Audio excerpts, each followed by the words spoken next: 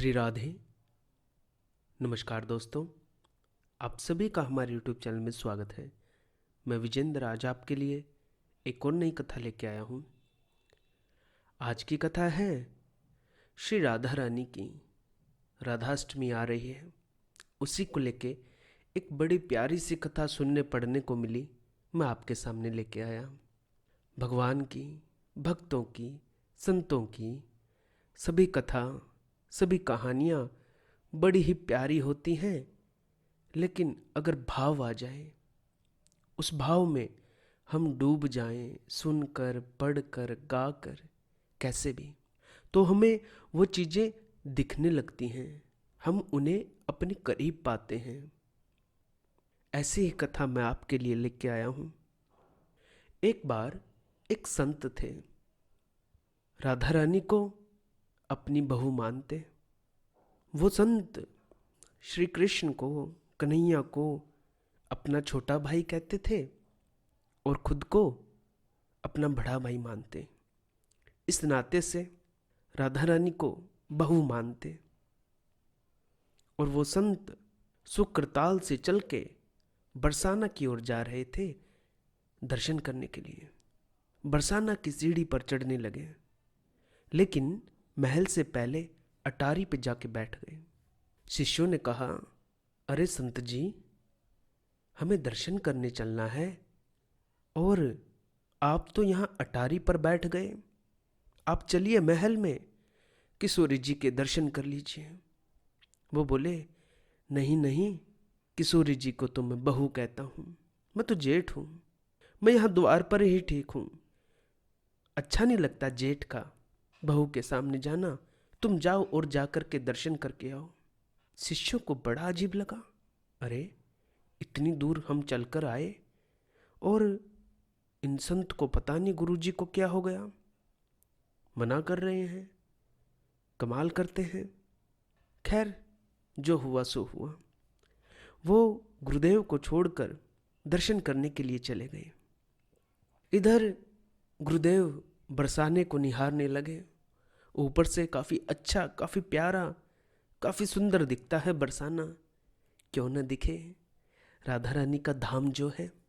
सोचने लगे, मेरे कन्हैया का ससुराल तो बड़ा ही प्यारा है, सब जगह राधा राधा, श्री राधे जप हो रहा है। ऐसे सोच सोच के बड़े खुश हो रहे थे, बड़े प्रसन्न थे। तभी एक कन्या आई, घूंघट निकाल रखा है बड़ा सा, और प्रसाद की एक डलिया लाई और उन संत को देके, गुरुदेव को देकर चली गई।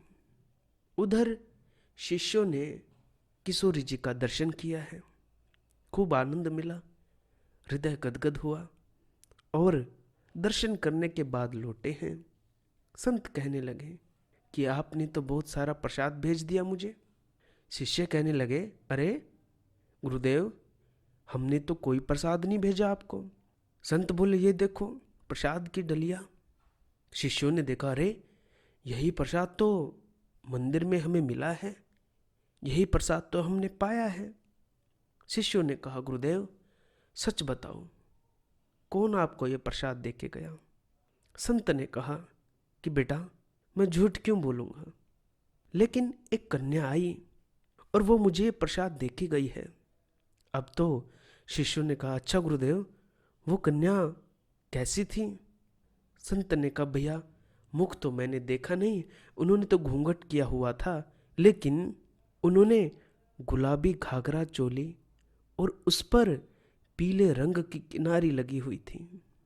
शिष्य चौंके और बोले, गुरुदेव आप जानते हैं वो कौन थी? बोले नहीं। शिष्यों ने कहा, गुरुदेव खुद साक्षात राधा रानी आपके छोटे भाई कन्हैया की बहू बनकर आई थी, क्योंकि आज किशोरी जी ने, श्री राधा रानी ने मंदिर में यही वस्त्र धारण कर रखे हैं। जैसे ही संत ने सुना, आंखों से आंसू आने लगे और रोने लगे, और राधा जी की उदारता के लिए दिल आज गदगद हो गया। इस तरह से श्री राधा रानी, श्री किशोरी जी अपने भक्तों पर कृपा करती हैं, और अगर किसी ने दिल से कभी भी राधा जपा है, सिर्फ एक बार, वो इस प्रेम को अनुभव कर सकता है। कोई माने ना माने, किसी को बताएं न बताएं, क्या फर्क पड़ता है, लेकिन हृदय जानता है, आपका दिल ही गवाही देता है कि आपका कितना प्रेम है किशोरी जी से। तो ये छोटी सी कथा राधाष्टमी के ऊपर मैं आपके लिए लेके आया। आपको श्री राधाष्टमी की बहुत बहुत बधाई हो। श्री राधा रानी आपके जीवन में खुशियां भर दें, खुश रहें आप। आगे भी ऐसी छोटी छोटी प्यारी प्यारी कथा, कहानियां, किस्से, प्रसंग आप तक लाता रहूंगा। आज की कथा को यहीं विराम। आपको मेरा प्रणाम। जय श्री राम, जय जय श्री राधे।